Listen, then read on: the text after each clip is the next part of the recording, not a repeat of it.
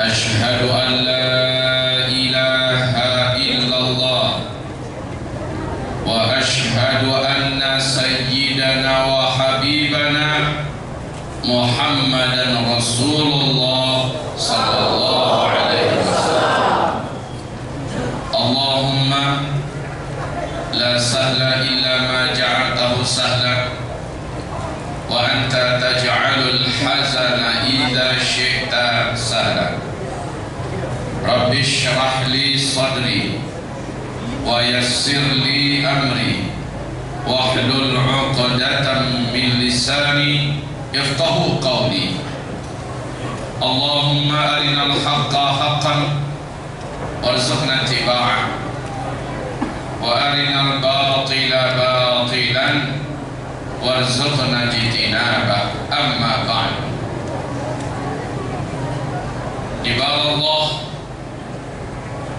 marilah kita bersyukur kepada Allah yang memberi kepada kita nikmat, yaitu kita adalah orang-orang Islam yang beriman kepada Allah.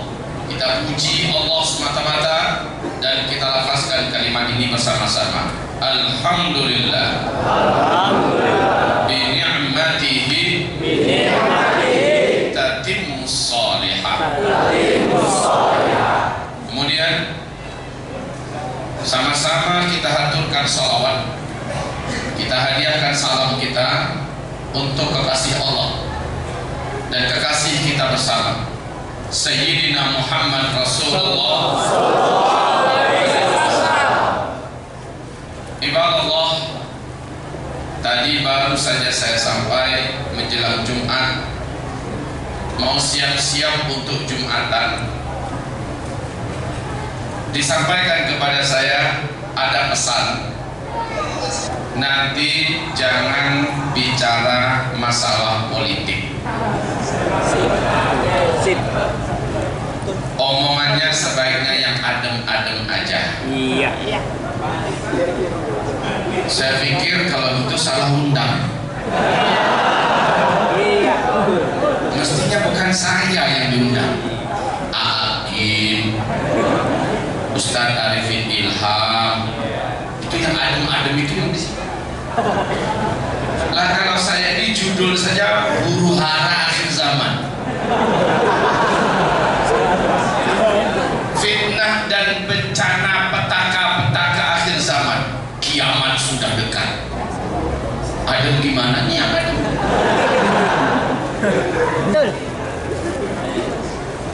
Saya coba cari cara gimana yang lembut menyampaikannya. Nggak ketemu tuh. Setahu saya kajian ini disampaikan oleh Rasulullah kepada para sahabat, seluruh sahabat tegang mendengarnya. Padahal Nabi menyampaikannya habis sholat subuh. Pengajian itu berlanjut, ternyata bukan sampai matahari terbit ya, bukan sampai waktu duha, tapi tembus ke waktu zuhur. Nabi baru turun dari mimbar, mengimami sholat zuhur berjamaah, naik lagi, lanjut sampai asar, turun sholat asar, mengimami sholat asar berjamaah, naik lagi, lanjut sampai maghrib. Abu Hurairah berkata, tidak seorang pun di antara kami yang minta izin meninggalkan lokasi. Diam-diam pun nggak ada, semuanya tegang mendengarkan kajian-kajian tentang akhir zaman dari Rasulullah SAW. Saya coba menyampaikan ini 2 hari dalam bentuk seminar.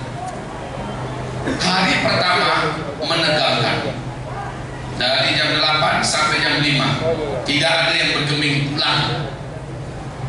Hari kedua dari jam 7 sampai jam 5 lebih banyak dari yang kemarin datang, menegangkan. Dan rata-rata yang mendengarkan kajian ini mendapatkan iman dan taubat nasuha setelah itu. Jadi minta maaf kalau kajian saya ini tentu jauh dari humor.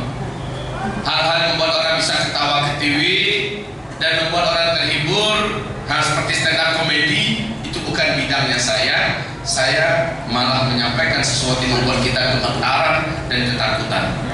Nanti lengkapnya silakan dengarkan di YouTube kajian-kajian ceramah saya, dan kami punya media Uzma Media TV channel. Buka saja di YouTube, dengarkan kajian saya berseri, sambung menyambung, luas sekali pembahasannya. Ini ayatnya, ini hadisnya, ini faktanya. Boleh saya katakan sulit untuk ingin membantah. Ada seorang wartawan di Surabaya, beliau berkata, "Ustaz, saya ingin sekali membantah dan mendebat Ustaz, tapi saya tidak menemukan celah. Saya ingin lari dari apa yang Ustaz katakan karena saya tidak mau mendengarnya, tapi saya terpaksa harus mendengarnya karena ini semuanya fakta."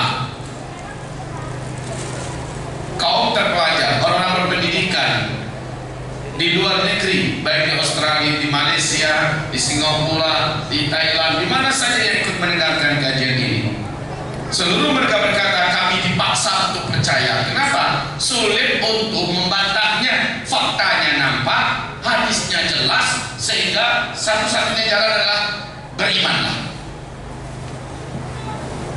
Kayak udah masuk duduk di sini. Kalau niatnya memang untuk mencari ilmu, insya Allah akan dapat, akan merasakan greget yang beda.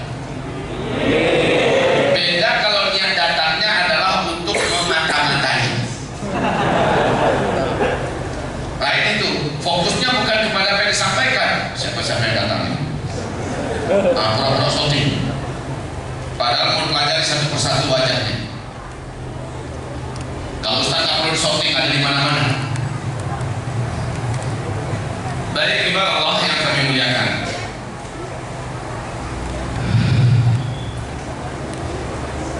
nikmat betul ngaji di tempat ini ya.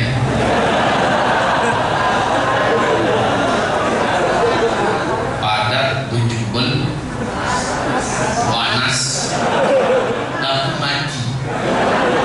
Tongkrongan AC-nya tetap, tapi diuji oleh Allah.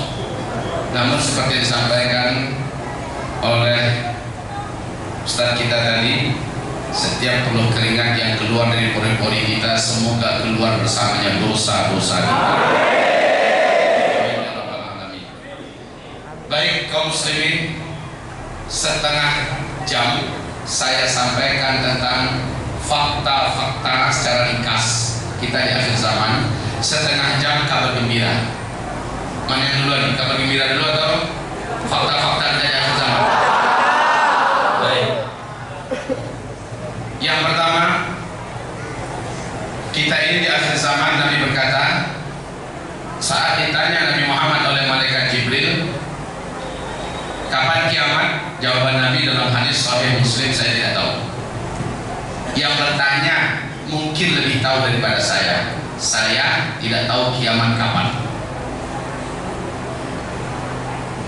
Dan ternyata dalam Al-Quran Allah berfirman, yas'alunaka 'anis sa'ah ayyana mursaha fi ma anta min dzikraha ila rabbika muntaha.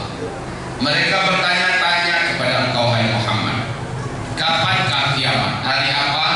Tanggal berapa? Bulan apa? Tahun berapa? Jawab, la ya'lamuha illallah. Tidak ada yang tahu kecuali hanya Allah. Jadi tentang kiamat, jangan percaya adanya ramalan-ramalan. Kiamat akan terjadi tanggal 12 bulan 12 2012. Karena akan kita dengar sumbernya suku Maya. Tidak ada yang tahu kecuali hanya Allah, ini akidah kita. Termasuk malaikat Jibril yang bertanya ternyata juga tidak tahu. Nah, Nabi Muhammad ditanya, akhbirni an amaratiha. Kabarkan kepada saya tentang ciri-ciri bahwa kiamat itu sudah sangat dekat akan terjadi. Nah, kata Rasulullah, kalau ini pertanyaanmu, memang saya spesialisnya. Dengar baik-baik, saya akan jelaskan. Di hadis ini Nabi mengatakan, perhatikan saja ya. Kalau kalian nanti sudah menemukan suatu zaman, orang yang hidup pada zaman itu sebelumnya mereka kere-kere, miskin, penggembala ternak, mereka tidak beralas kaki dan bertelanjang dada. Tiba-tiba mereka menjadi kaya raya dan sangat berkuasa. Lalu mereka saling berlomba-lomba membangun gedung-gedung yang tinggi-tinggi. Jika zaman itu sudah engkau temukan, kata Rasul, maka jarak masa antara engkau dengan kiamat sudah sangat dekat. Hadis sahih Imam Muslim, diceritakan oleh Umar bin Khattab. Di dalam hadis Imam Ahmad, Rasulullah ditanya oleh Abdullah bin Abbas, "Ya Rasul, siapakah yang kau maksud? Miskin, kere, penggembala ternak, tidak beralas kaki, bertelanjang dada, tiba-tiba menjadi kaya raya dan sangat berkuasa, lalu mereka saling berlomba-lomba dan berbangga-bangga membangun gedung-gedung yang tinggi-tinggi." Jawaban Rasul adalah sallallahu alaihi wasallam, "Humul Arab." Yang saya maksud adalah bangsa Arab. Ini pertanda, kata Rasul, kalau Arab sudah menjadi kaya raya, maka jarak antara kalian dengan kiamat sudah sangat dekat. Saya bertanya kepada Bapak Ibu semuanya, bangsa Arab dulu sebelum minyak bumi ditemukan miskin apa kaya? Sangat miskin. Negeri yang gersang, gurun Sahara yang luas dan tandus, panas yang tidak ketulungan, nggak ada apa-apa yang bisa diandalkan dan diharapkan untuk melihat masa depan. Miskin, penduduknya paling banter, membawa ternak dari gurun ke gurun, melihat di mana ada lembah yang ada sedikit daun-daunnya, tidak beralas kaki, bertelanjang dada. Tapi ketika minyak bumi ditemukan di Jazirah Arab, langsung Jazirah Arab dia berubah menjadi negeri yang kaya raya. Gak cukup kaya raya, kaya raya, pakai tasydid. Dan mereka pecah menjadi 7 negara yang terkaya di dunia: Qatar, Bahrain, Kuwait, Uni Emirat Arab, Arab Saudi, Oman, dan Yaman. Lihat sekarang, masing-masing negara apa yang mereka buat di kota-kota besar mereka. Saling berlomba-lomba dan berbangga-bangga membangun gedung yang tinggi-tinggi. Lihat Mekah di Arab Saudi, apa yang dibangun kerajaan Arab Saudi di sekitar Masjidil Haram, Pak? Gedung-gedung tinggi pencakar langit, betul?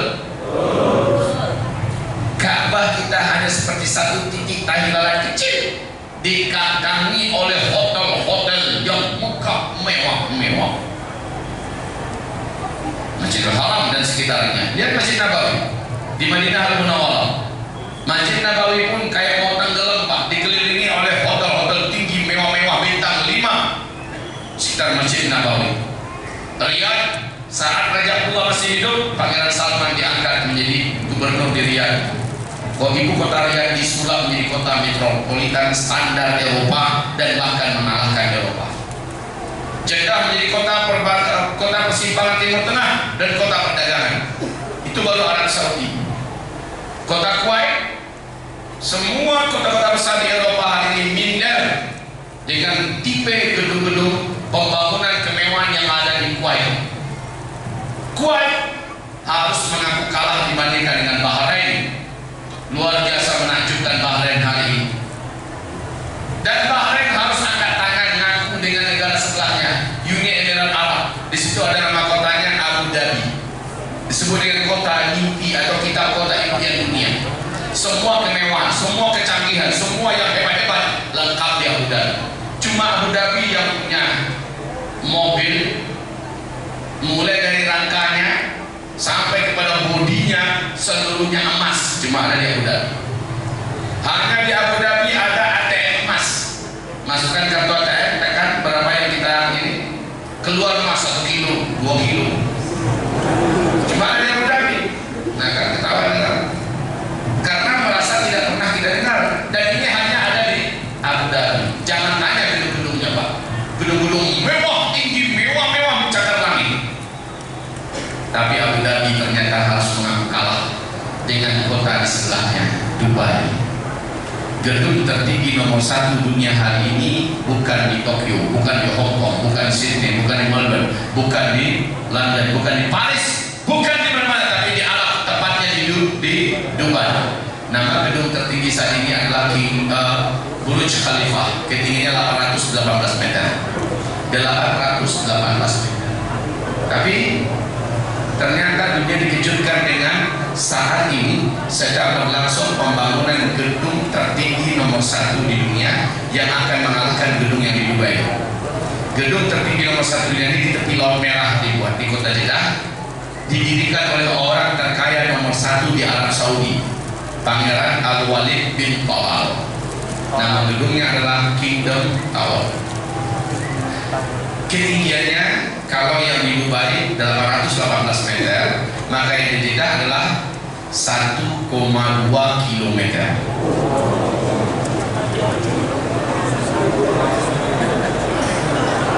Sampai kapan?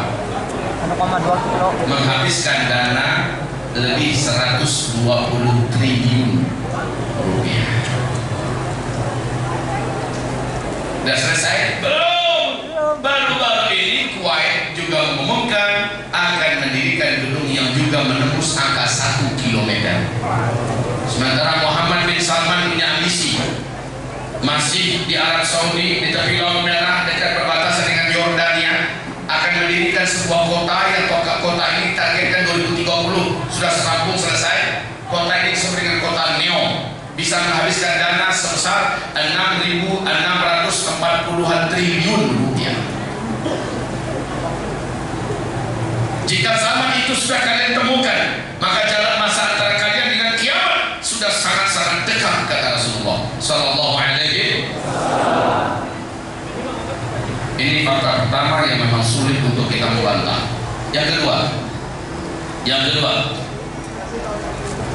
Rasulullah Sallallahu Alaihi Wasallam bersabda saat membawa Mu'adz bin Jabal jalan-jalan ke Tabuk. Tabuk itu dari kota Madinah jaraknya lebih kurang 8 jam naik mobil. Apa kata Rasul kepada Mu'adz? Kalau daerah ini sudah sempat nanti bersalju, kata Rasulullah, maka antara kiamat dengan engkau jaraknya hanya tinggal sedikit. Ubun-ubun engkau dengan kiamat, ayat Mu'adz, sudah sangat dekat. Kalau daerah ini nanti sudah dibungkus salju. 2009 salju turun pertama kali di Jazirah Arabia di Tabuk, masih setinggi mata kaki.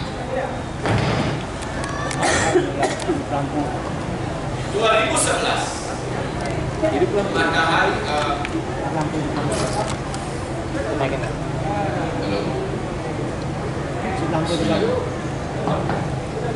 2011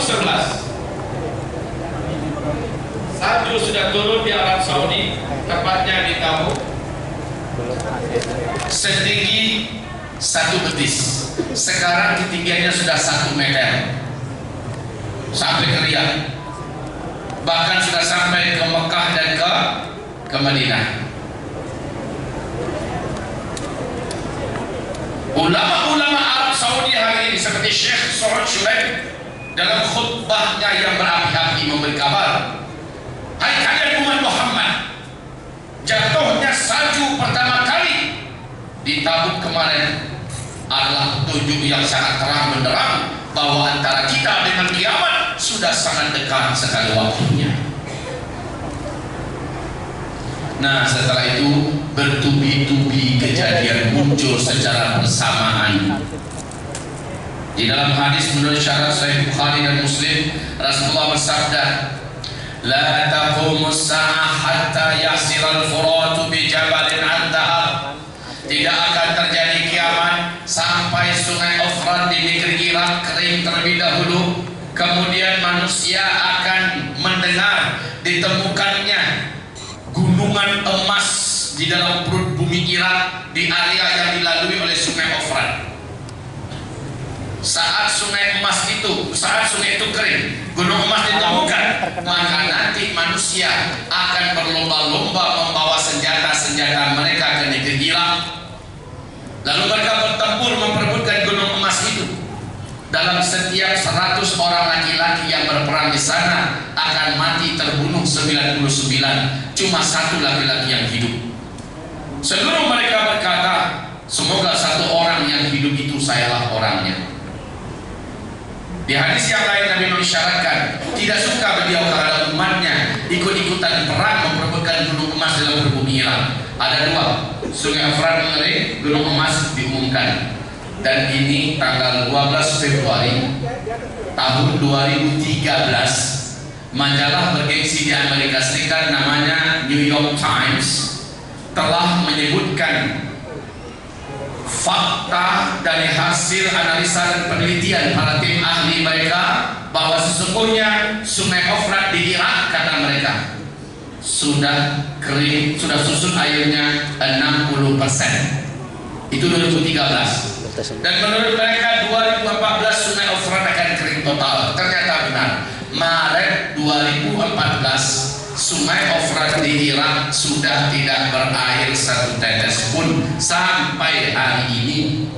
Dan yang paling mengagumkan, bersamaan sebelumnya George Walker Bush atau George Bush, seingat kan dengan makhluk ini, beliau mengumumkan di depan Gedung Putih dalam pidatonya yang penuh semangat. Dari ini masih ada di YouTube, silakan membuka, dengarkan ceramahnya Ustadz George Bush. Apa kata beliau? Satelit kita telah menemukan potensi emas yang sangat besar dalam bumi Irak. Amerika Serikat selaku polisi dunia akan pastikan tidak ada satu negara pun atau satu penjara-penjara yang tidak bertanggung jawab di muka bumi ini yang dapat menjamah dan menjalah emas-emas itu. Oh, ini ceramahnya George Bush. Amerika Serikat selaku polisi dunia akan memastikan tidak ada satupun para penjara-penjara di muka bumi yang tidak bertanggung jawab yang akan mengambil emas tersebut. Kayak dia aja yang bukan penjahat. Sudah ketemu dua hadis tadi. Hadis tentang mengeringnya Sungai Efrat, hadis tentang ditemukannya gunung emas dalam berbumi Irak sudah diumumkan. Maka tidak heran kalau bulan April 2014 Barack Obama tidak jadi menarik 135.000 pasukan darat Amerika Serikat yang bertebaran di negara Teluk, nggak jadi ditarik ke Amerika. Bahkan di masa Donald Bebek, di masa beliau sekarang malah makin ditambah jumlah pasukan Amerika menuju ke Irak. Bukan rahasia lagi, negara-negara besar ini sudah tahu di dalam berbumi Irak hari ini ditemukan potensi emas yang sangat besar. Dan benarlah hadis Nabi nanti, seluruh negara di muka bumi akan mengirimkan laki-lakinya dengan senjata-senjata mereka dan berebutan gunung emas yang dalam berbumi Irak. Setiap mereka yang 100 orang dalam berperang, setiap 100 orang berperang akan mati terbunuh 99. Cuma satu yang tersisa hidup setiap 100 orang. Lalu seluruh mereka berkata, semoga satu orang yang hidup itu sayalah orangnya. Dan Nabi mengisyaratkan ketidaksukaannya kalau ada umatnya ikut-ikutan perang nanti di Irak dalam perebutan emas. Rusia sudah tahu, Cina sudah tahu, Iran sudah tahu, negara-negara blok timur India sudah tahu kalau ada emas yang sangat besar dalam bumi Irak. Dan ini adalah jaminan masa depan. Baik, ya Allah, zaman kita terjadinya. Ibadah Allah yang kami muliakan, sekarang tidak usah berlama-lama. Alhamdulillah papan tulis sudah ada di depan kita.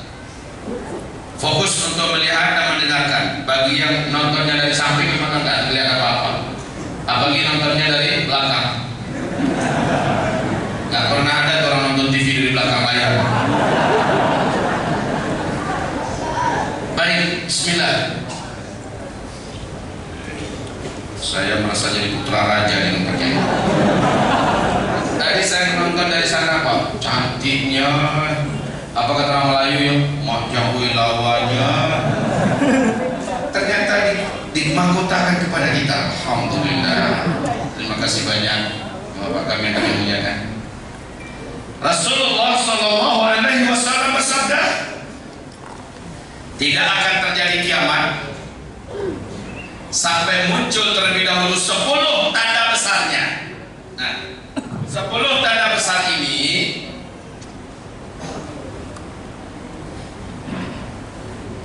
satu, dua, 3, 4, 5, 6, 7.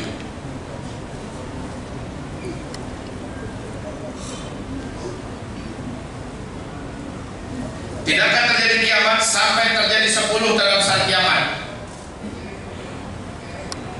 Dan kita hanya diizinkan Allah menyaksikan sampai dalam saat kiamat yang ke-7 saja. Tanda saat kiamat yang ke-8, 9, 10 kita sudah tidak ada. Orang Islam sudah tidak ada di muka bumi ini.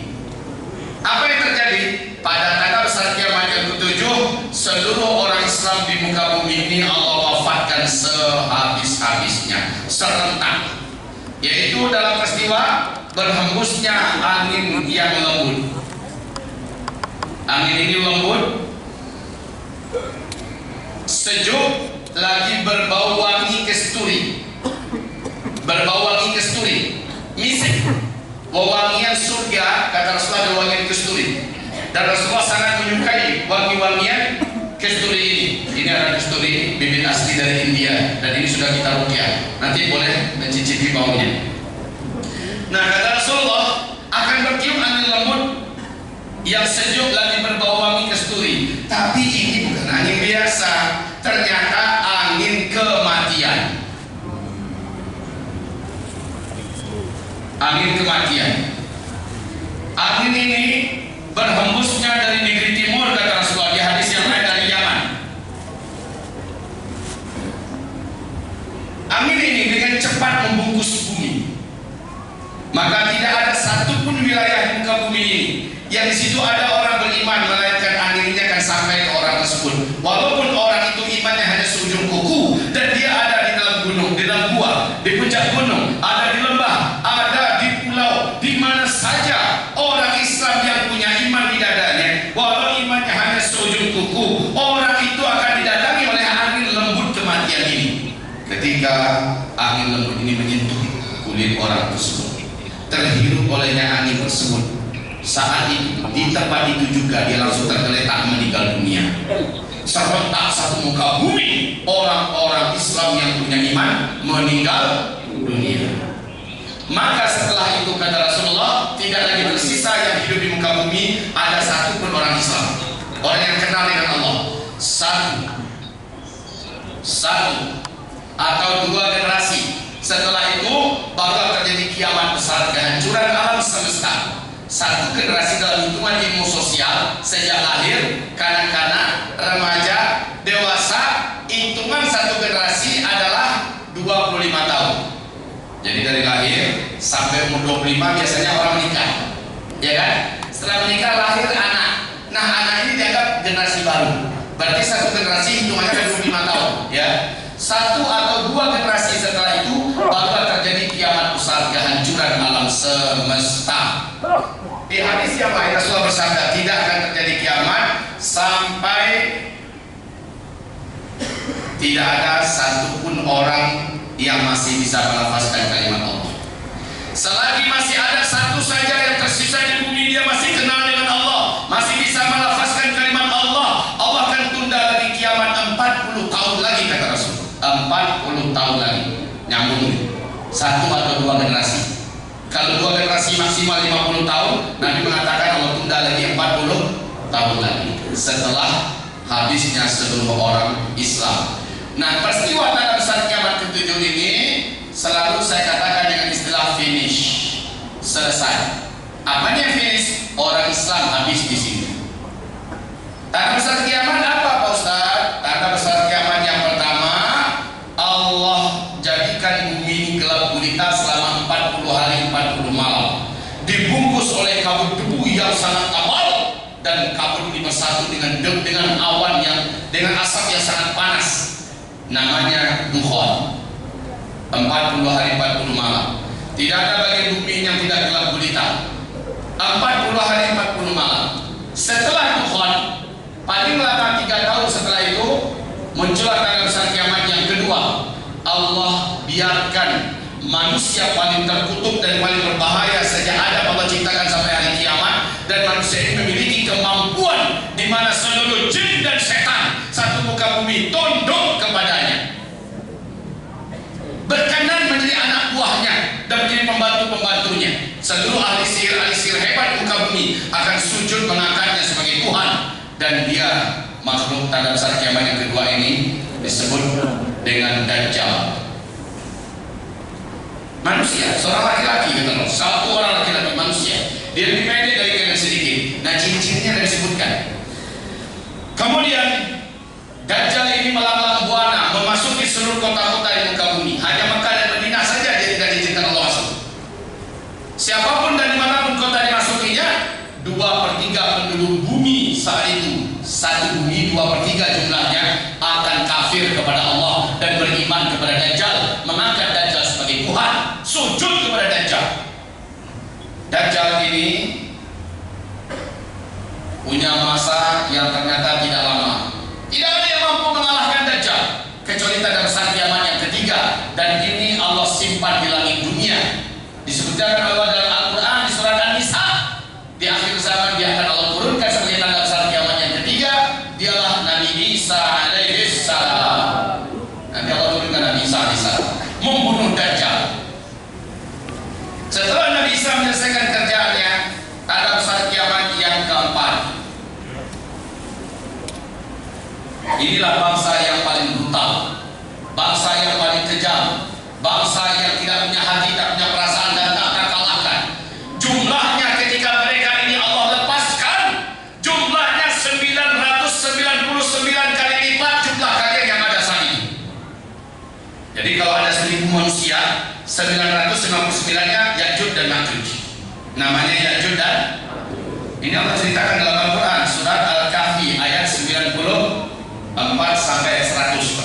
Ya'juj dan Ma'juj manusia. Ini kalau manusia, tetapi mereka luar biasa banyaknya dan garang.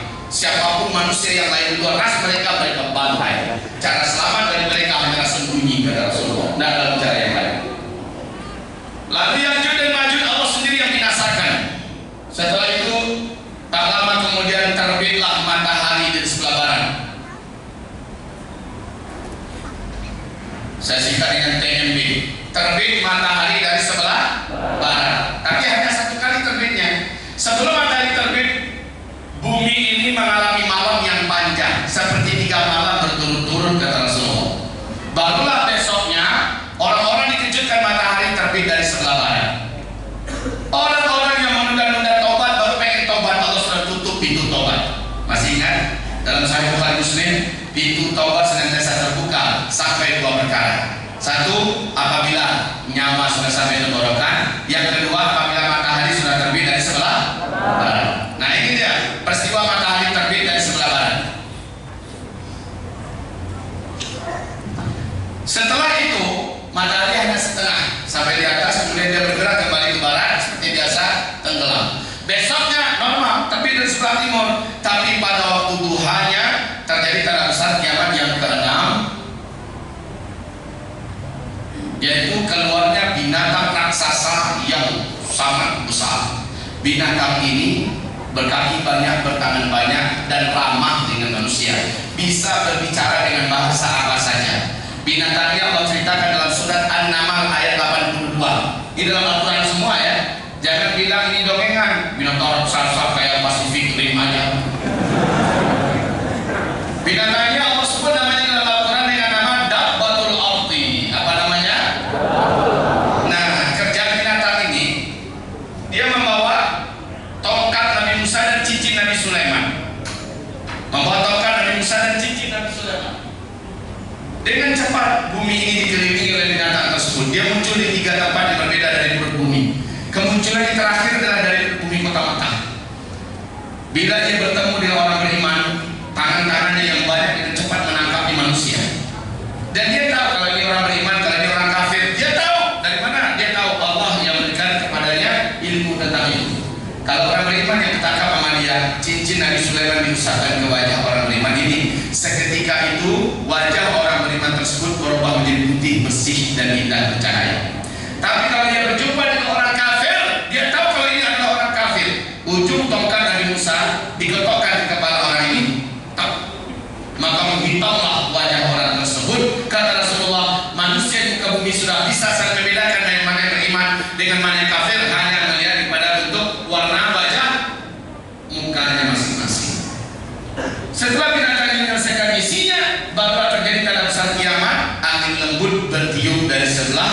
timur atau dari Yaman, dan angin mematikan orang-orang yang khusus beriman saja. Habis. Ada saat kiamat 8, 9, 10, alhamdulillah kita udah nggak ada. Kita semua sudah meninggal dunia. Berarti kabar baiknya kiamat besar, kehancuran alam semesta, kita semua tidak akan pernah menyaksikannya. Alhamdulillah. Kecuali yang imannya tak selamat ketika dalam saat kiamat yang kedua muncul Dajjal. Saat Dajjal keluar, dia beriman pada Dajjal, kafir dia kepada Allah. Maka dalam saat kiamat yang ketujuh, dia tidak termasuk yang meninggal dunia. Dia masih hidup menyaksikan dalam saat kiamat ke-8, 9 dan 10. Inilah orang yang akan kekal di neraka selama-lamanya. Untuk saudara ketahui, Dajjal, tolong buka nanti ceramah saya di YouTube. Saya wakilkan saja kepada Bapak dan Ibu, saudara-saudari, anak-anakku sekalian, coba dengarkan ceramah saya di YouTube. Buka Usma Media TV channel, beli paket ya. Lalu atau numpang di wifi orang. Dengarkan. Dajjal sangat banyak sekali petunjuk-petunjuk alam yang menunjukkan bahwa secara 100% tanda-tanda kemunculan Dajjal dalam hadis sahih Imam Muslim yang diceritakan oleh Fatimah binti Qais sudah terjadi 100%. Yang tanda-tanda alam dalam hadis itu, tanda itu ada di Syam, susutnya air danau Tiberias.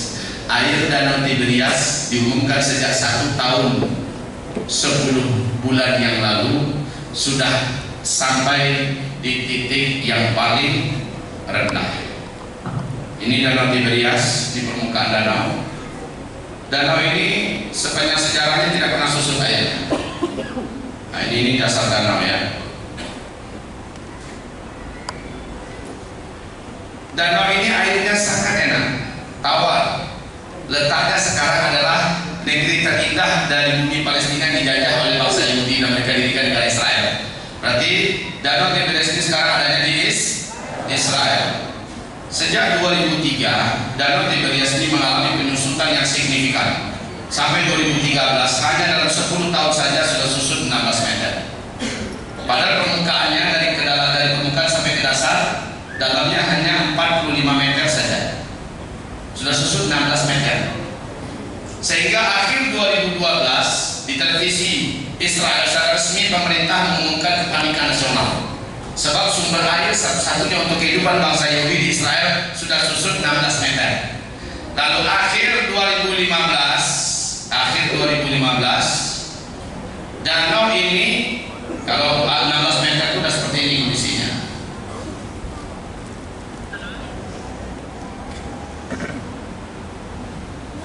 Ya. Nah, akhir 2015 sudah ditemukan muncul sebuah pulau kecil di tengah-tengah danau Tiberias. Sebelumnya nggak ada. Dari mana itu danau? Pulau itu. Dasar danau yang paling menonjol sudah muncul ke permukaan air. Karena apa? Apa tanahnya makin naik atau airnya makin surut? Airnya makin surut, ya. Di 2015. Oke. Sehingga wajar. Ingat nggak? Akhir 2016 hutan Israel mengalami kebakaran hebat. Masih ingat? Sanggup nggak Israel memadamkannya?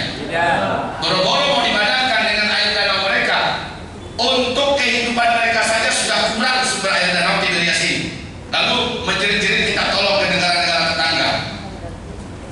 Nah, 1 tahun 10 bulan yang silam, Israel telah mengumumkan di televisi mereka air danau Tiberias sudah susut, sudah melewati garis merah, sudah sampai di garis hitam. Maknanya danau Tiberias sudah tidak bisa lagi diandalkan untuk air sumber kehidupan utama bangsa Yahudi di Israel. Air utama untuk kehidupan bangsa Yahudi di Israel adalah air laut yang disuli. Ini pengumuman resmi pemerintah Israel sekarang. Maka kaum muslimin yang kami muliakan kata Rasulullah, sisa air danau yang sedikit ini yang nanti akan diminum oleh Ya'juj dan Ma'juj saat mereka baru keluar dan lepas, mereka langsung menuju membungkus alam dan sampailah mereka ke Palestina dan mereka akan minum air sisa danau yang masih tersisa. Kelompok pertama dari Ya'juj dan Ma'juj yang minum habis air saking banyaknya jumlah mereka. Lalu kelompok terakhir yang datang, mereka berkata, kok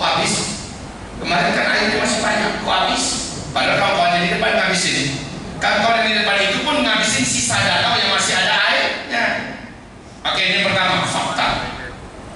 Yang kedua, kata Rasulullah SAW, Dajjal akan keluar kalau nanti kebun kurma di Baisan sudah tidak berbuah satu batang pun. Baisan adalah sebuah kawasan yang subur di Yordania berbatasan dengan Palestina. Dan ini termasuk kurma yang enak dan lebat, buahnya mahal, kualitasnya kualitas tinggi. 8 tahun yang silam, kebun kurma di Baisan ini sudah mengalami kerusakan. Buahnya menjadi sedikit dan tepat lebih 4 tahun yang silam, dan sekarang tidak satu batang pun pohon-pohon kurma di Baisan yang berbuah sampai hari ini. Sampai hari ini kebun kurma di Baisan sudah tidak berbuah satu batang. Yang ketiga, kata Rasulullah, apabila mata air Zuhar sudah tidak lagi mengeluarkan airnya, dan sekarang mata air Zuhar yang juga ada di negeri Syam sudah tidak ada satu tetes pun keluar lagi airnya, maka tiga-tiganya sudah lengkap. Berarti makhluk terlaknat Dajjal ini sebenarnya sudah keluar, tinggal menunggu muncul saja menampakkan diri. Rasulullah bersabda, Dajjal akan menampakkan diri di depan publik umum di muka bumi ini dalam keadaan marah ketika kaki tangannya sudah lumpuh. Siapa kaki tangannya? Israel dan Amerika. Saat Israel sudah diguling, jadi dihancurkan, dilenyapkan dari peta dunia. Saat Amerika sudah tumbang dan jatuh, Dajjal dengan murka keluar dan dia membawa semua kekuatannya, di mana seluruh setan satu muka bumi kompak jadi anak buah Dajjal. Dan kesaktian dimiliki Dajjal mendekati kesaktian yang hanya Allah saja yang mampu lakukan. Allah yang dirubahnya, langit yang dirubahnya, bumi yang dirubahnya, bahkan yang mati dihidupkannya. Ini menjadikan orang-orang pada kafir kepada Allah nanti, kecuali orang yang suka ngaji macam ini. Orang-orang yang menjaga iman, orang-orang yang menjaga tauhid, orang yang menjaga akidah, orang-orang yang getol beramal soleh, mereka pada masa-masa itu diberi senjata oleh Rasulullah agar selamat dari Dajjal. Jadi tanda-tanda Dajjal ini akan keluar, saudara-saudara, sudah boleh dikatakan 100% keluar menurut versi hadis. Hanya ada satu. Kata Rasulullah, Dajjal berkeluar ketika kemarau ekstrim terjadi 3 tahun berturut-turut seluruh dunia. Tahun pertama sepertiga air dari langit Allah tahan turun, sepertiga tanaman di muka bumi Allah biarkan mati. Orang-orang mulai kekurangan pakan, harga barang menjadi mahal sekali, dan itu sulit mendapatkannya. Orang berharap semoga tahun depan keadaan lebih baik. Ternyata tahun depan 2/3 air dari langit Allah tahan turun, 2/3 tanaman, biji-bijian, tumbuh-tumbuhan, buah-buahan Allah biarkan mati, dan hewan-hewan ternak yang bisa dimakan 2/3-nya Allah biarkan mati muka bumi. 2 kali lipat lebih berat daripada tahun sebelumnya. Orang-orang mulai brutal, orang-orang mulai membunuh kesana kemari untuk bisa makan. Lihat di Palu, hari kedua, hari ketiga baru saja setelah tsunami, setelah gempa dan tsunami, sudah mulai menjarah ke tetangga sendiri. Betul tidak? Maka nanti di akhir zaman tidak akan terjadi kiamat sampai tetangga tega membunuh tetangganya sendiri demi mendapatkan sesuap makanan untuk mengganjal perutnya. Orang-orang yang lemah-lemah akan mengakhiri hidupnya. Orang-orang yang kuat-kuat akan menjadi brutal.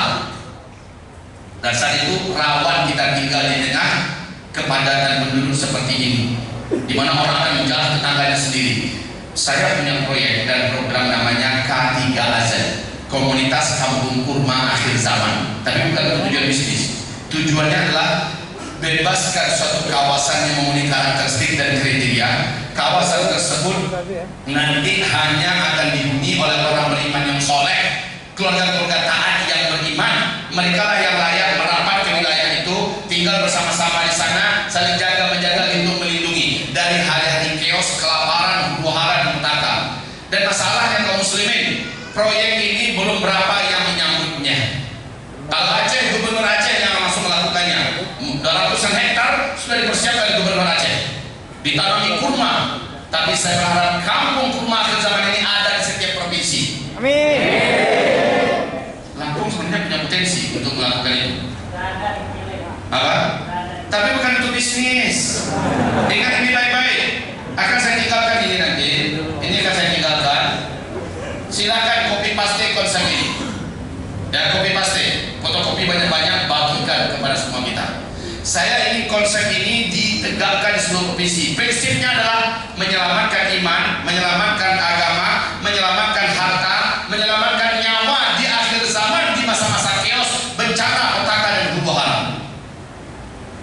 Jadi kawasan itu harus jauh dari laut, jauh dari kota, tinggi dari laut, jauh dari gunung-gunung Merapi. Di daerah perbukitan landai yang punya sumber mata air yang besar, sumber mata air. Dan kawasan tersebut sebaiknya berbatasan dengan hutan lindung. Kawasan itu subur untuk dicocok tanami apapun tanaman yang bisa membuat pertahanan hidup kita. Ya, kawasan tersebut dikapling-kapling dari sekarang, karena mengingat waktu kita sudah sangat dekat. Kesempatan kita melakukan itu hanya sekarang. Kalau berlambat-lambat, Zulkifli Muhammad Ali tugasnya hanya menyampaikan. Kalau saya melakukan ini di Sumatera Barat, di Payakumbuh, ada satu kawasan yang alhamdulillah 30 hektar baru sudah saya sertifikatkan atas nama kami. Nah, inilah yang kami kapling-kapling dan kami sediakan untuk orang-orang beriman yang soleh. Silakan tinggal di kota masing-masing, lakukan aktivitasnya seperti biasa, sekolah, mengajar dan lainnya. Tapi ketika chaos sudah terjadi, petaka bencana digambarkan sudah terjadi, sudah ada satu titik di mana dia sudah punya lahan di sana, dia sudah punya tempat tinggal di sana, dia sudah punya kurma-kurma di sana, dia sudah punya peternakan di sana. Yang ini akan dikelola oleh manajemen K3AZ. Kalau kami menyebutnya K3AZ An-Nabawi, ya. Maka di Lampung silakan buat K3AZ apa namanya. Di Jawa Barat silakan buat K3AZ apa namanya. Komunitas kampung kurma akhir zaman. Baik saudaraku, ketika Dajjal akan keluar, kelaparan ada di mana-mana, kemarau ekstrim melanda dunia dan orang banyak putus asa. Tahun di mana Dajjal keluar itu tahun ketiga, sama sekali air dari langit tidak turun. Dan semua tanaman-tanaman, biji-bijian, tumbuh-tumbuhan yang dapat dikonsumsi Allah biarkan mati. Itu masuk tahun ketiga, mungkin sebulan 2 bulan. Setelah itu Dajjal baru muncul, dan Dajjal datang membawa gunungan makan. Dajjal datang membawa gunungan makanan yang dibagi-bagikan kepada siapapun yang sujud menyembahnya. Di samping dia mengatrasikan, mendemonstrasikan kemampuan-kemampuan yang dahsyat yang menyebabkan orang-orang lemah iman, bahkan orang yang memang tidak beriman, orang Islam yang suka maksiat akan beryakin inilah Tuhan kita. Maka mereka sujud. 2/3 penduduk manusia di muka bumi ini akan menuhankan Dajjal. 2/3. Dan yang paling banyak menyembah Dajjal nanti dari umatku adalah kaum wanita, kata Rasulullah. Maka ada perintah Rasul kepada laki-laki yang masih hidup agar jaga wanita dengan cara ikat kaki mereka, ikat tangan mereka dalam rumah, lalu ikatan itu tambahkan ke tiang-tiang dalam rumah, tutup pintu rapat-rapat, tutup jendela rapat-rapat, lalu bacakan dalam rumah surat Al-Kahfi. Itu dilakukan ketika Dajjal sudah masuk ke kota masing-masing. Pengumuman itu sudah dilakukan sehari 2 hari setelah Dajjal keluar, sudah diumumkan oleh kaki tangan Dajjal seluruh kota dunia bahwa Dajjal yang agung akan datang pada hari Senin untuk kota Bandar Lampung umpamanya, untuk Tanjung Karang. Diumumkan ada kaki tangannya. Dan saat itu orang yang memang kelaparan, orang-orang yang memang kehausan, orang-orang yang memang inginkan kehidupan, orang-orang yang ingin menyaksikan kedahsyatan kemampuan Dajjal sudah berlomba-lomba kayak mau 212 kita kata. Sehari 2 hari menjelang mau acara sudah datang dua, udah standby di sana untuk bisa menyaksikan acara ini. Dan kedatangan Dajjal akan terjadi seperti ini. Nah, kalau seorang kaum muslimin yang kami muliakan, ada yang paling terang yang cukup menakjubkan kita. Kata Rasulullah, Dajjal nanti akan membunuh seorang lelaki. Lelaki ini tagak imannya, dia tidak tembus oleh sihir Dajjal, tidak takut oleh ancaman-ancaman Dajjal. Laki-laki ini di puncak usia remaja menuju dewasa. Laki-laki tersebut dipaksa oleh Dajjal, sujud kepada saya. Tidak, kamu adalah Dajjal. Saya tidak akan sujud kecuali kepada yang menciptakan kamu dan yang menciptakan saya, Allah. Dajjal berkata, sayalah Tuhan kamu. Tidak, kamu pendusta. Kamu adalah Dajjal. Rasulullah telah memberikan gambaran tentang bahaya kamu. Saya tidak akan pernah sujud kepada ente. Kata si laki-laki remaja yang menuju dewasa ini, penuh kuat imannya. Kata Rasulullah, Dajjal marah sekali kepadanya, lalu dicambak rambutnya. Tangan kanan Dajjal menggenggam gergaji. Dibelahnya batok kepala remaja laki-laki yang beriman ini, dibelahnya sampai ke leher. Remaja ini pun syahid, sampai ke dada, sampai ke perut. Kemudian tergeletaklah anak muda yang penuh iman ini.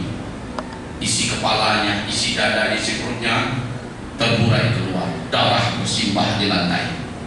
Dajjal mengelilingi, kata Rasulullah, 1 kali keliling sambil mulutnya komat kami membaca mantra-mantra. Setelah 1 kali keliling, Dajjal berkata di depan seluruh para pengikutnya, "Qum, bangkitlah kamu." Saat itu kata Rasul, kalau selama ini Dajjal memang melakukan dengan kekuatan sihirnya dengan bantuan jin dan setan, kali ini memang Allah yang izinkan, maka bertahunlah kembali badan ini dari bawah bertahun kembali. Anda pernah melihat di YouTube Chris Angel?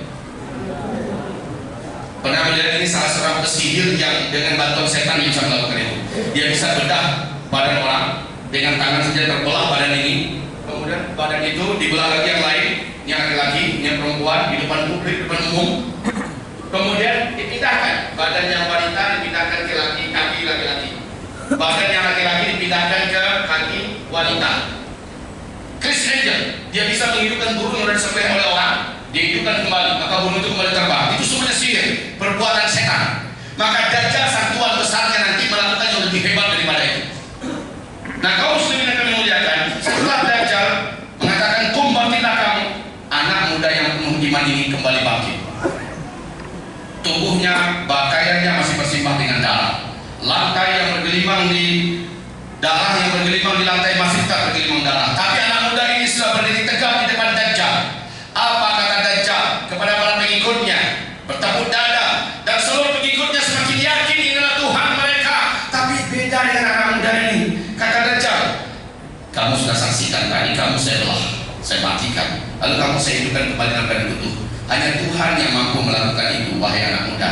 Sekarang kesempatan terakhir kepada kamu saya kasih waktu. Sujud kepada saya maafkan pemangkanganmu yang tadi. Sujud kepada saya terima kamu, saya masukkan kamu dalam surga saya. Apa kata anak muda ini? Sorry, Jan. Justru apa yang barusan ente lakukan kepada ane barusan makin menguatkan keyakinan ane, ente resmi Dajjal 100%. Dan Rasulullah sudah menggambarkan bahwa ente yang membunuh nanti seorang lelaki muda yang tidak bisa ente taklukkan. Kemudian setelah membunuhnya ente akan membangunkannya kembali dengan izin Allah. Orang itu akan hidup, tapi kata Rasulullah, ente tak akan mampu membunuh lelaki itu kali kedua. Jadi setelah ini ente akan bisa ngapain lagi. Dan tidak ada lagi manusia di muka bumi yang bisa ente bunuh. Mulai hari ini, kata Rasulullah, Dajjal marah, loncat lagi ke anak muda ini. Dan memang kuasa Dajjal untuk membunuh sudah dicabut oleh Allah. Lalu Dajjal perintahkan bala tentaranya, cincang ini anak muda. Bala tentaranya dengan sigap mencincang anak muda ini. Kata Rasulullah, itulah syahid teragung di akhir zaman. Syahid meninggal dunia, syahid teragung. Nah, puncak remaja mendekati usia dewasa. Hadis ini kuat. Usia remaja dalam ilmu sosial itu adalah belasan, betul? Startnya itu dari 12, 13, 14, 15, 16, 17. Ini sepakat usia remaja.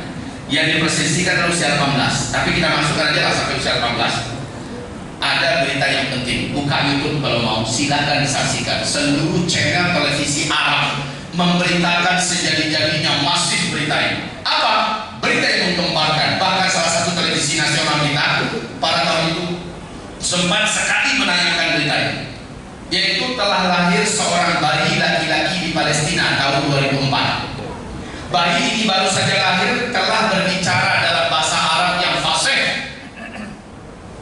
Tokoh-tokoh masyarakat diajak wawancara oleh channel-channel televisi Arab ini. Syekh-syekh yang ada di kawasan membenarkan kejadian tersebut. Apa kata bayi ini baru saja lahir? Dia berbicara dalam bahasa Arab yang fasih. Tapi ada satu kali dia bicara. Bayi ini berkata, ana rajulun sayaqtuluni Dajjal. Wala yaqtulu ba'di ahadan abada. Sayalah laki-laki yang nanti akan dibunuh oleh Dajjal. Dan setelah dia membunuh saya, dia tidak akan mampu membunuh saya atau siapapun saja manusia selama-lamanya. Setelah bicara satu kali, dia normal menjadi bayi-bayi pada umumnya. Sejak itu sang bayi ini langsung diselamatkan oleh kabilah ini, oleh suku ini, dari jangkauan dan dari pantauan manusia banyak. Seluruh channel televisi Arab memberitakan ini. 2004. Sekarang 2000 berapa? Artinya anak tersebut sudah berusia 14 tahun sekarang. Maknanya sampai usia 18 ada paling banyak 5 tahun ke depan sang remaja yang penuh iman itu sudah dibantai oleh Dajjal. Maknanya dalam waktu dekat sang terlaknat ini akan keluar. Demi Allah, Nabi berkata, seluruh nabi dan rasul yang pernah Allah utus ke muka bumi pasti memperingatkan masing-masing kaum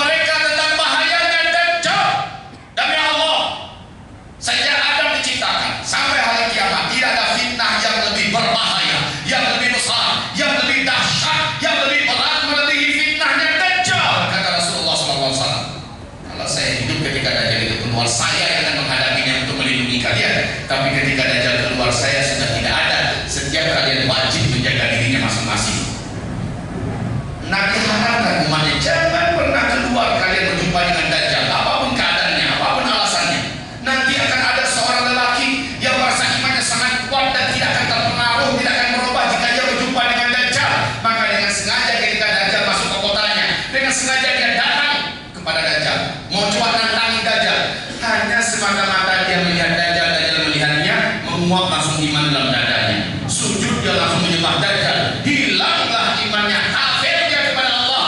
Walaupun Dajjal sudah meninggalkan kotanya, orang ini, laki-laki ini tetapkan kafir kepada Allah sampai dia mati. Maka Nabi harapkan jangan berjumpa dengan Dajjal. Dajjal ini rantai kakinya, rantai tangannya, belenggu lehernya telah bebas saat ini.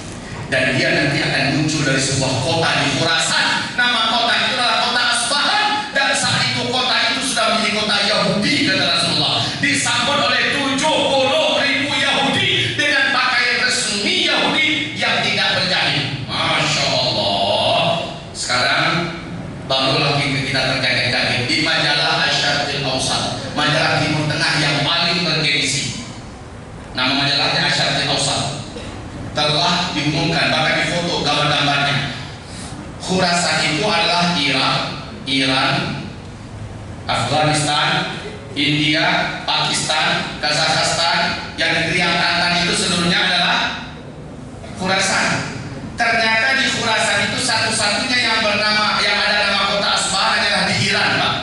Dan anehnya Allahu Akbar, Allahu Akbar, Allahu Akbar, 86% penduduk kota Asbahan di Iran itu adalah Yahudi.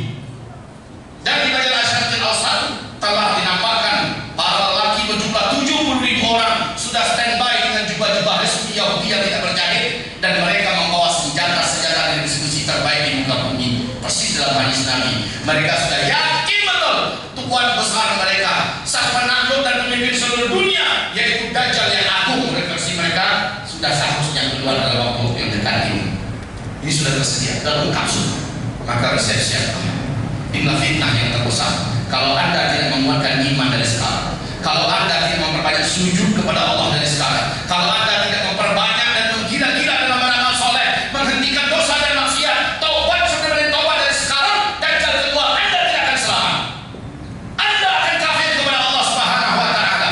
Apalagi di hari kelaparan, Anda akan termasuk di antara putus asa untuk brutal dan benar kafir kepada Allah. Na'udzubika ya Rabbana, amin. Ibarat Allah yang kami muliakan. Oke. Kayaknya sesi kedua saya nggak sanggup menyempurnakan sekarang karena panjang.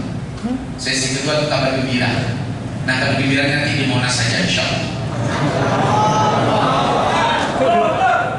Baik, kaum muslimin yang kami muliakan. Jika itu adalah finish, maka ini adalah start. Ini adalah start. Oke.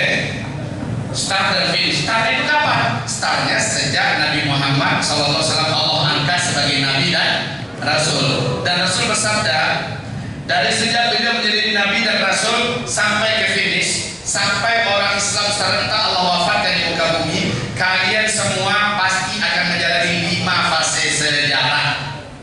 Fase sejarah yang pertama disebut dengan fase nubuah, di mana umat Islam langsung Nabi besar Muhammad yang memimpin. Inilah yang memimpin adalah Nabi selama 23 tahun. Setelah fase itu kata Rasul, kalian masuk pada fase kedua. Umat Islam dipimpin oleh para khulafaur rasyidin dengan konsep kenabian. Fase ini berlangsung selama 30 tahun. Ini fase khilafah. Dan ini juga sudah selesai. Lalu kalian masuk pada fase ketiga kata Rasulullah. Ini yang paling panjang, paling lama.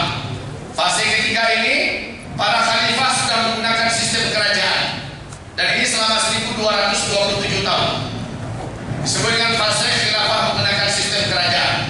Di sini ada 3 dinasti, dinasti Bani Umayyah, dinasti Bani Abbasiyah, dan dinasti Bani Utsmaniyah. Fase ketiga telah tutup, yaitu sejak tanggal 3 bulan Maret tahun 1924 dalam peristiwa sejarah yang paling memilukan, runtuhnya khilafah Islamiyah Al-Utsmaniyah di Turki. Sejak itu fase ketiga selesai. Kita sekarang ada di fase yang terberat.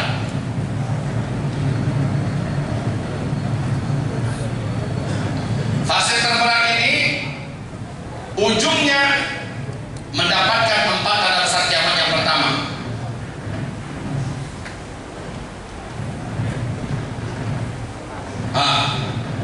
Ini fase keempat. Nabi menyebutkan fase ini adalah fase mulkar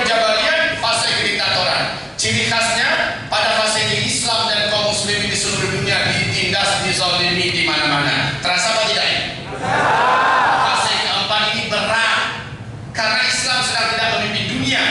Maka setan-setan jin dan setan-setan manusia bergentayangan memimpin dunia, memperbanyak calon-calon penghuni neraka. Cuma bisa di fase keempat.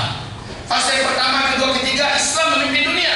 Nggak mungkin setan-setan jin, setan manusia bisa memperbanyak calon penghuni neraka karena Islam sedang memimpin dunia.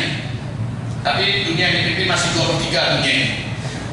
Dan fase kelima kata Rasulullah, nanti Islam akan kembali memimpin seluruh dunia. 100% dunia ini akan takluk di bawah kepemimpinan Islam. 100%. Di sini nanti 100%. Kalau ini hanya 2/3% daripada bumi yang ditaklukkan. Nanti fase kelima. Fase kelimanya Allah umumkan dalam Al-Quran surat An-Nur surat 24 ayat 55. Nah, kaum muslimin, fase keempat ini pun kita sudah ada di penghujung sekarang. Kalau Dajjal sebentar lagi akan muncul, sudah yakin belum? Sudah percaya belum? Buka YouTube, jangan buka film-film saja, jangan hanya lihat komedi-komedi saja. Buka YouTube, dengarkan tentang masalah simbol-simbol, tanda-tanda kemunculan Dajjal. Seluruh dunia sudah mempersiapkan kemunculan Dajjal. Nah, jika Dajjal saja sudah sangat dekat akan lepas, otomatis Tuhan tentu lebih dekat lagi akan melanda kita semua. Bumi gelap gulita 40 hari 40 malam. Menurut Michel Penn, pakar astronomi dunia, mengatakan bumi ini baru bisa gelap gulita kalau bumi dihantam oleh hantaman besar dari luar angkasa yang disebut dengan asteroid atau meteor.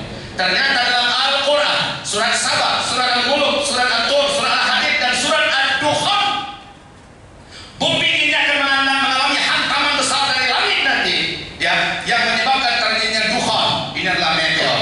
Dan Rasulullah bersabda, akibat meteor ini terjadi dukhan, lalu setelah itu seluruh teknologi di muka bumi akan berhenti. Tidak ada satupun teknologi yang bisa lagi dinikmati oleh manusia, berhenti total. Hanya meteor yang mampu melakukan itu. Terjadi dukhan. Syarat-syarat meteor terjadi menghantam bumi, kata Rasulullah SAW, adalah ketika umatku sudah terjerumus ke dalam 3 perangai yang sudah dianggap biasa di seluruh dunia. Fi hadhihi al-ummah khassaf wa masakh wa qadhaf. Qala rajul minal muslimin, wa madza dzalika ya Rasulullah? Qala idza dhaharatil qainat wal ma'azif wa syuribatil khumur. Di bumi ini nanti di akhir zaman akan banyak terjadi penenggelaman negeri-negeri. Makanya tadi saya kasih syarat, jangan di akhir zaman jangan bertahan tinggal di tepi-tepi pantai. Di kota-kota yang dibangun di tepi air laut banyak yang naik, tsunami dan sebagainya. Apalagi dukhan. Ketika dukhan gelap gulita, dukhan ini panas, bentuk azab yang sangat dahsyat. Orang-orang kafir, orang Islam yang suka buat dosa maksiat tersiksa sejadi-jadinya siksaan dengan dukhan itu. Panas. Kulit orang-orang kafir melepuh, wajah-wajah mereka meleleh, biji mata mereka bagaikan akan menyembul keluar saking panasnya. Coba bayangkan masuk dalam oven, Pak. Ikan masukkan saja ke dalam oven, maka kulit ikan itu akan mulai matang, kemudian biji matanya akan mulai menyembul keluar. Dan kalau kita orang yang hidup, ya Allah tersiksa. Tapi kata Rasul, orang beriman yang kuat imannya dan amal solehnya banyak sebelum kejadian itu, berkat iman dan amal solehnya Allah lindungi mereka, Allah jaga mereka. Mereka hanya terserang flu dan demam saja. Tapi orang-orang Islam yang banyak maksiat, orang-orang Islam yang munafik, orang-orang Islam yang ada di barisan kubu bicara Islam, penghina Al-Quran, mereka ini akan tersiksa seperti orang kafir tersiksa karena Tuhan. Di mana Allah? Karena terjadinya di bumi ini di akhir zaman akan banyak terjadi penenggelaman, likuifaksi. Banyak negeri bumi yang tenggelam, kota-kota yang tenggelam, baik oleh air laut, baik oleh tanah yang terbelah, yang di atasnya masuk ke dalam, baik oleh longsoran. Wa khasfun wa masakh. Banyak yang berubah bentuknya dari yang cakep menjadi jelek karena Tuhan. Wa qadhfun, dan banyak hujan meteor dari langit datang menghantam bumi.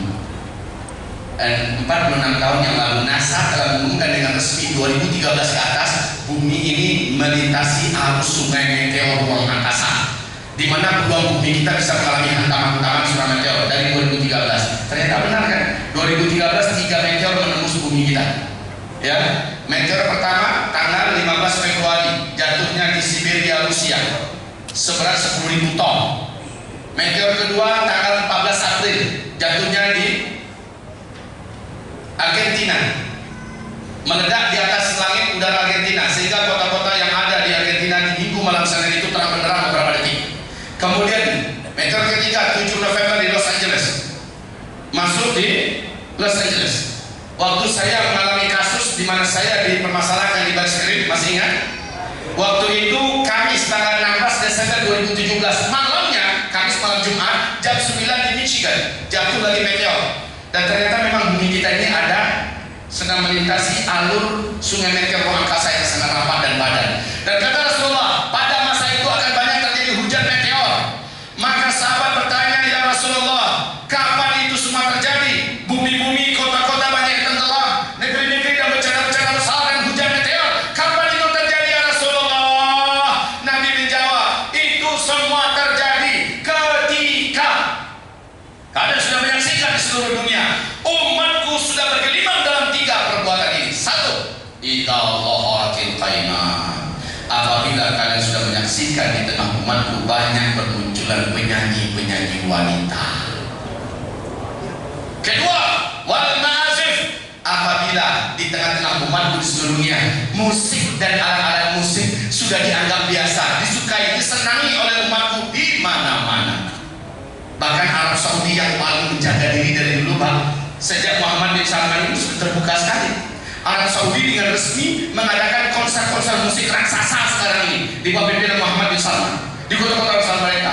Bahkan di depan Masjidil Haram, Pak, aduh, sedih sekali ini saya mendengarnya. Saya lewat di depan Hotel As-Sofwa, kan itu masih grupnya Zam-Zam awal kan. Saya lewat di Hotel As-Sofwa, di bawah itu kan ada orang biasa menjual kaset-kaset muratan, ceramah-ceramah atau biasanya mana pernah yang hidup kecuali hanya muratan Quran saja. Ini tiba-tiba ada nyanyian dan musik itu. Saya dengan rombongan lewat situ, ada yang marah sekali, langsung menegur, apa yang kami hidupkan di depan Masjidil Haram lagi? Apa katanya? Kerajaan kami sudah membolehkan kalian mau apa? Itu Arab Saudi. Iya. Yang terakhir, wasyribatul khumur, apabila minuman-minuman memabukkan, barang-barang memabukkan sudah menyebar dan beredar di tengah umatku di mana-mana. Kalau yang 3 ini sudah terjadi nanti serentak di akhir zaman, maka 3 bencana ini akan serentak pula terjadi, akan menimpa kalian. Maka ini, wahai hamba Allah, coba buka di YouTube, ada salah seorang di antara keturunan Rasulullah yang menyampaikan, mengupload dengan resmi ceramahnya. Beliau mengatakan, kami telah didatangi oleh para wali-wali Allah yang mulia, yang penuh karomah, yang telah meninggal dunia dulu. Dan mereka sebahagian yang menginjakkan kaki ke bumi kita sebagai lain pergi menuju ke laut. Pesan mereka kepada kami adalah, bencana-bencana kemarin yang terjadi itu adalah bencana-bencana kecil, bencana-bencana kecil. Nanti 2019 dari Januari, Februari, Maret, April dan seterusnya akan terjadi petaka-petaka besar di muka bumi ini di mana-mana. Untuk Indonesia yang terparah nanti adalah Pulau Jawa. La haula wala quwata illa billah. Ibadah yang kami muliakan. Iya, makanya ini sudah sangat dekat. Yang selamat, yang kuat, yang dijaga Allah hanyalah yang beriman, imannya kuat, yang amal solehnya banyak dan stop dari amal-amal salah. Oleh karena itu, anjuran terbesar kita kepada Bapak Ibu adalah perkuatlah imannya benar-benar hari ini. Besok ada parade tauhid, muka parade tauhid, ada deklarasi tauhid. Di tengah jantung ibu kota Indonesia diumumkan bagaimana kita mengikrarkan di hadapan Allah Subhanahu wa taala la ilaha illallah. Maka ini akan menggema sampai memuncakkan arasy sehingga kita persaksikan di depan Allah kita termasuk hamba-hambanya yang beriman. Doakan saudara kita di sana semoga Allah jaga dari apapun. Amin. Doakan kepada Allah semoga saudara kita di sana disabarkan, ditabahkan Allah dari berbagai ujian yang akan mereka dapati. Amin. Dan doakan kepada Allah agar terjauh dari apapun makan-makan busuk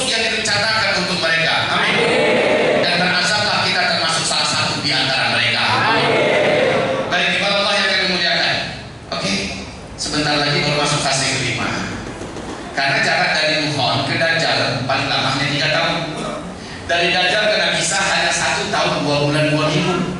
Ini hadisnya jelas dan kuat sahih. Dari Isa ke Ya'juj dan Ma'juj hanya hitungan bulan.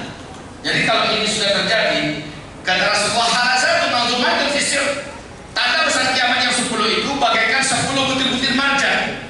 Satu butir marjan itu bolong di bawahnya, tembus sampai ke atas, bisa dimasukkan tali. Maka satu butir yang berikutnya dengan yang lain terhubung oleh tali di tengah-tengahnya. Bagian bawahnya dikasih simpul sehingga tertahanlah 10 butir marjan itu. In yuqta'u sir, ketika simpul yang bagian bawah digunting, diputus, apa yang terjadi? Butiran yang pertama meluncur keluar, ya. Butiran yang kedua gimana nasibnya? Menyusul tidak? Pakai lama atau cepat?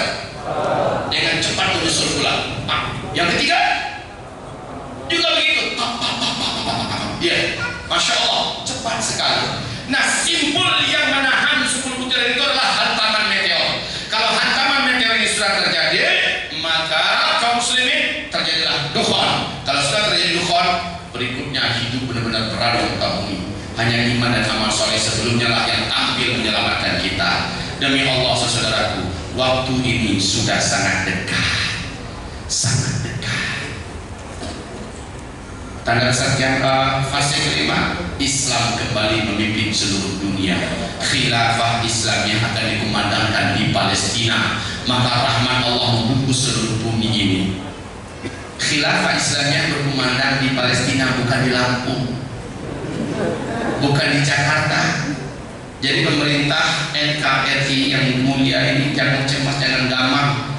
Tidak akan diumumkan khilafah Islam di sini, dan khilafah Islam bukan ancaman. Seluruh muka bumi nanti akan nyaman seaman-amannya, ramah seramah-ramahnya, penuh rahmat. Tidak ada lagi bencana alam apapun, tidak ada petaka apapun, tidak ada kelaparan, tidak ada kemarau, tidak ada pembunuhan, tidak ada perang, tidak ada pajak-pajak yang berat, hutang-hutang yang melilit, tidak ada. Bahkan orang yang menerima zakat itu sudah tidak temukan lagi. Orang semuanya makmur dan subur kaya. Ini mengumumkanlah Rasulullah yang mulia sallallahu alaihi wasallam. Fase kelima itu dah lama.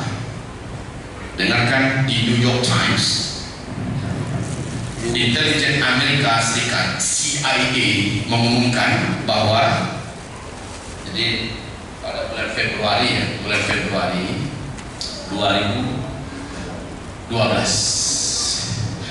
diadakan pertemuan raksasa 15 intelijen negara-negara besar dunia di New York. Isi pertemuan itu adalah membicarakan siapa kira-kira yang akan memimpin dunia 2020 ke depan, 2020 ke atas ke depan, siapa kira-kira yang memimpin dunia. Muncullah 4 opsi yang didiskusikan secara alot. Yang pertama masih Amerika Serikat yang memimpin dunia. Setelah dikaji, Amerika sudah mustahil bisa melanjutkan kepemimpinan dunia karena Amerika sudah sakaratul maut. Alhamdulillah. Amerika nggak mungkin. Negara yang terjerat dengan utang terbesar nomor 1 di dunia adalah Amerika Serikat. Negara yang mengalami krisis generasi dan kehancuran dan kebobrokan peradaban yang terparah di dunia adalah Amerika Serikat. Amerika tidak mungkin lagi mampu bertahan. Yang kedua adalah Cina. Opsi kedua yang akan memimpin seluruh dunia 2020 ke atas adalah Cina. Dikaji oleh para intelijen besar dunia. 15 negara besar dunia memiliki intelijen terkuat dunia mengkaji tentang kemungkinan Cina memimpin dunia.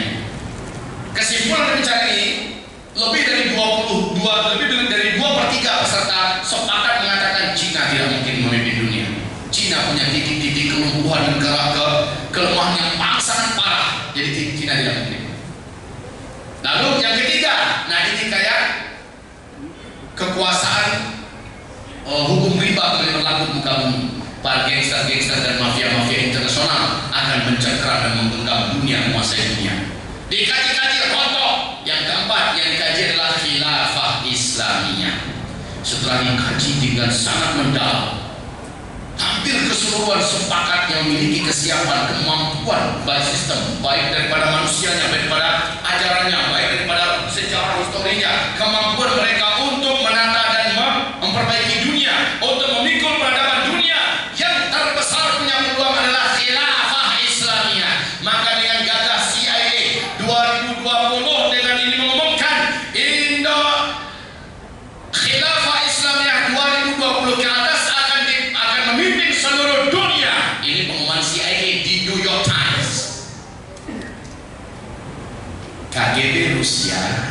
juga mengumumkan puncak jaya-jayanya khilafah Islam yang memimpin dunia nanti adalah tahun 2025, katakan di Rusia. Puncak jaya-jayanya. Kalau sekarang menurut CIA 2020, ini sudah dekat. Besok 2019. Iya, besok 2019. Habis itu masuk 2020. Benar atau tidak, kita tidak diperintahkan beriman dengan ramalan-ramalan orang-orang kafir sana. Setuju? Walaupun mereka pakar-pakarnya, cukup itu sebagai yang kita dengar dan kita ketahui sebagai penggembira. Tapi kita beriman dengan ayat Allah, surat An-Nur ayat 55. Allah menjamin dunia akan kembali dipimpin oleh kalian khilafah Islam nanti. Jadi jangan ragu, sebentar lagi, insya Allah.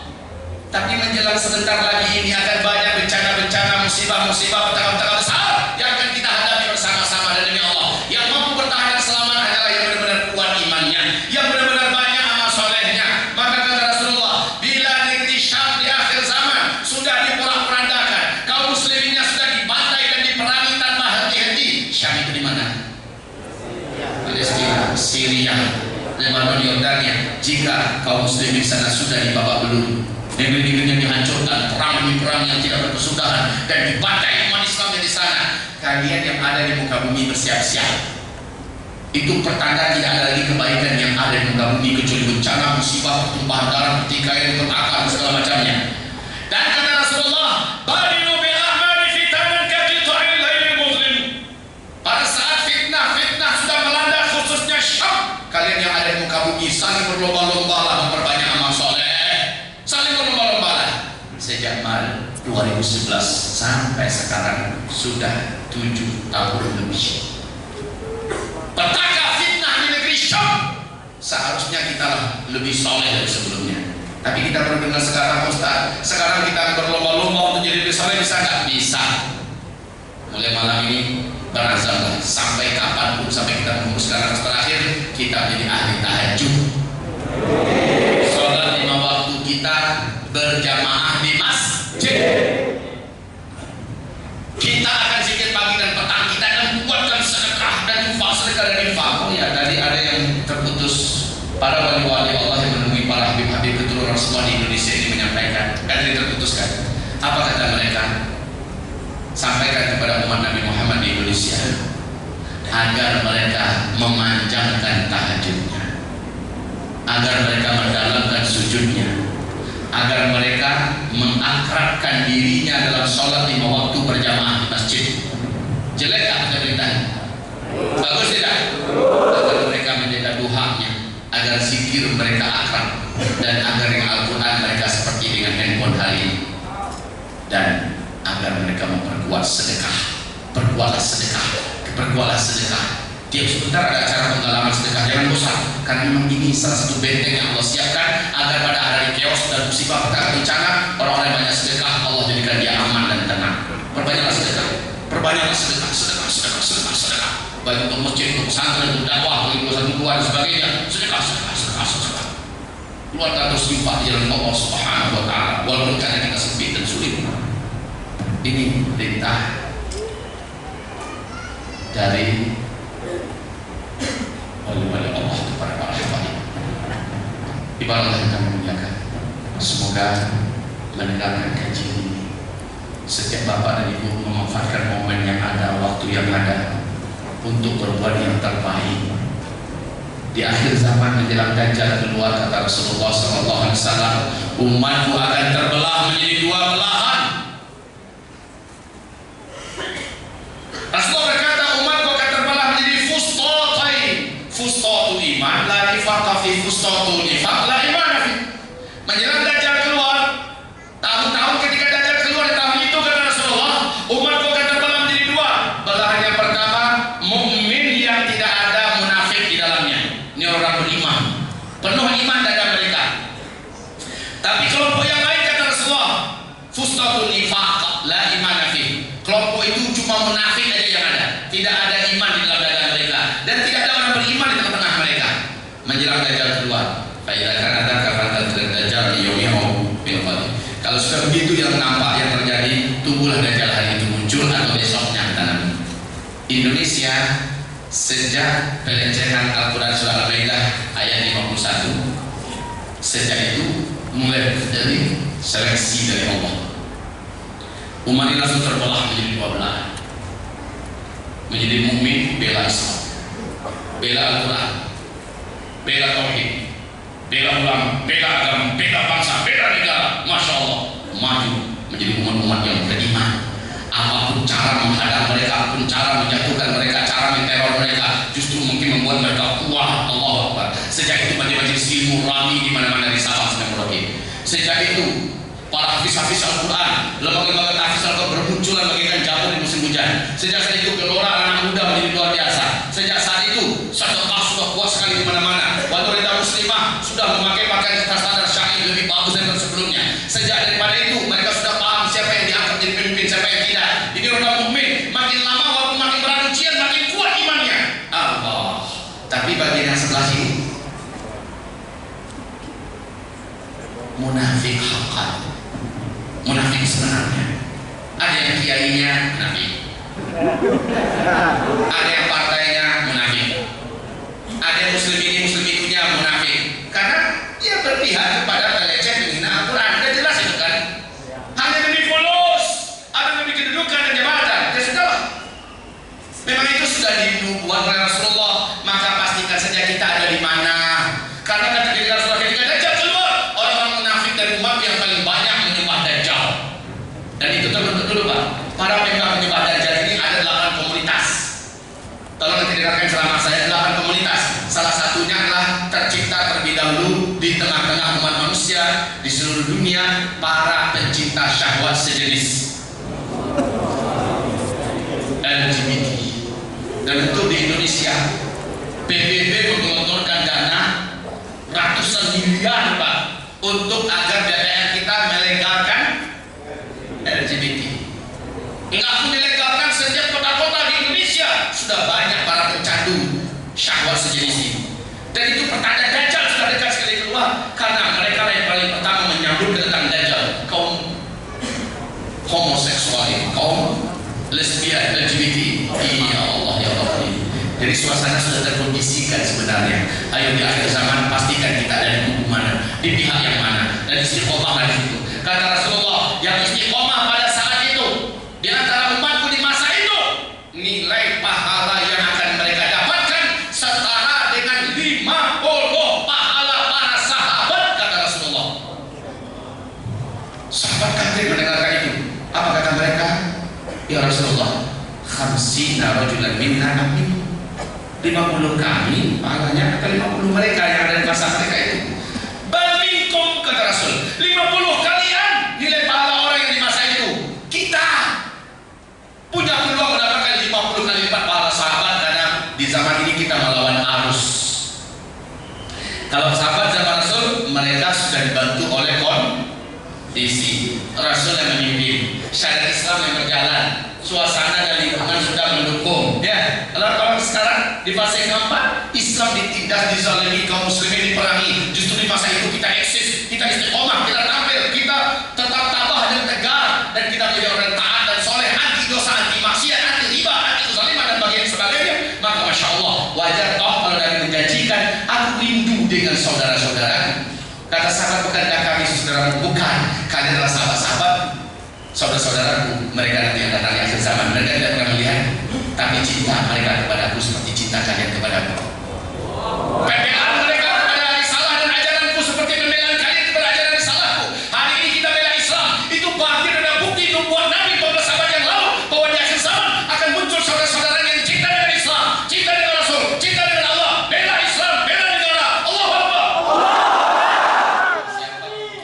Siapapun kita akan masuk dalam kelompok yang cinta dengan Nabi kalau saja kita tampil total, ya, tampil total. Nah ini cukup, sudah cukup sampai di sini pembahasan kita. Nggak bisa cukup. Nah saya ada sesi berikutnya. Saya nggak tahu, katanya ada 4 titik ya. Ada 4 titik trip kedatangan saya sampai besok. Mana ya, tolong saja nanti di mana nanti malam, di mana besok subuh katanya ada besok. Habis itu duha, kejar saja ke sana. Baik, semoga bermanfaat kaum muslimin yang kami muliakan. Mari kita berdoa kepada Allah Subhanahu wa taala. subuh aja 2. Al-Fatihah. Dia 2.